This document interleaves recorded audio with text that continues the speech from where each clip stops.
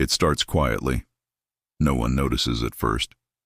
You're 7 years old, staring into the eyes of a parent who's falling apart. Maybe it's addiction. Maybe it's anger.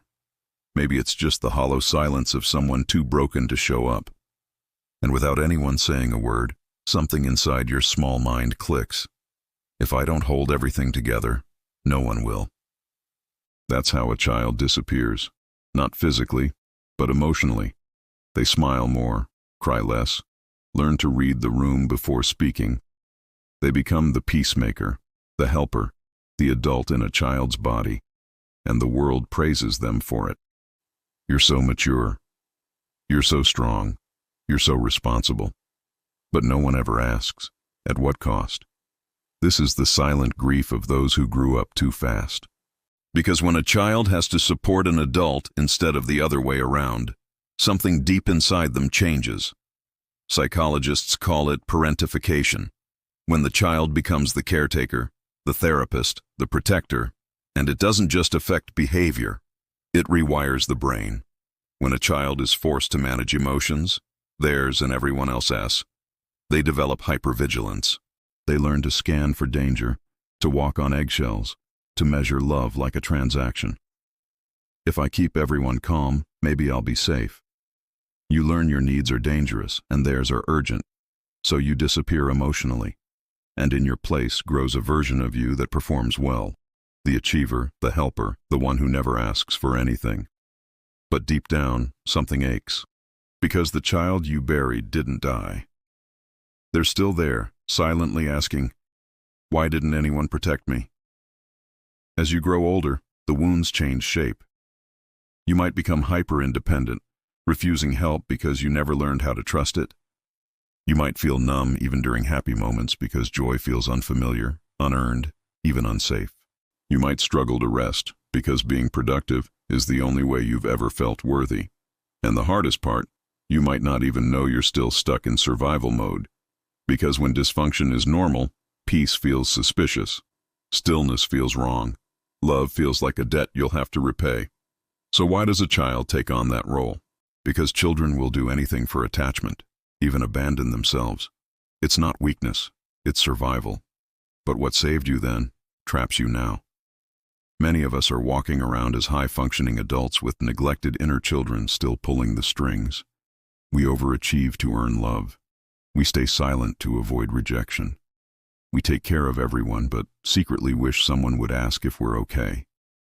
That fantasy, to finally fall apart and be held, isn't tea coming from your adult self. It's the child inside you, still waiting to be seen. Healing begins when you stop trying to fix and start trying to witness. Because until you acknowledge what happened, you'll keep saying, it wasn't that bad. Other people had it worse. I turned out fine. But fine is just another mask. The truth is, that child grew into an adult who never feels safe, who flinches at kindness, who apologizes for crying, and confuses exhaustion with success. No one is coming to rescue that buried child, but you can. You can go back, hold their hand, and whisper, you didn't deserve that. You were just a child. You get to rest now. That's what healing looks like. Not pretending everything's okay, but finally allowing yourself to feel what you couldn't before. The grief, the anger, the loneliness. To mourn the childhood that ended too soon. Because only when you feel it, can you free it. Only then does what was frozen finally start to thaw. Maybe you notice how your patterns show up now, always fixing people, always giving, always proving. These aren't personality traits. They're survival strategies. And anything learned can be unlearned. Start by asking your inner child, what did I need that I never got? You might hear, I needed safety. I needed to play. I needed to be seen. Then give those things to yourself, not to erase the past, but to stop reliving it.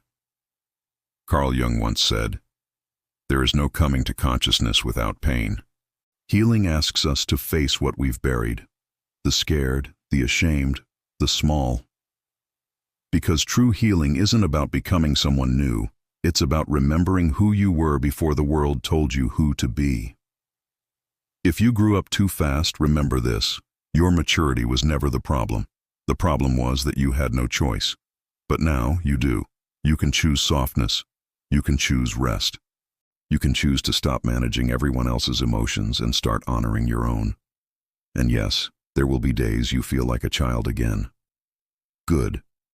That means they're finally coming home. Because you're not broken. You're just becoming whole. You never had a childhood, but you still have a future. And this time, you get to grow up the right way. Not through pressure, not through fear, but through truth.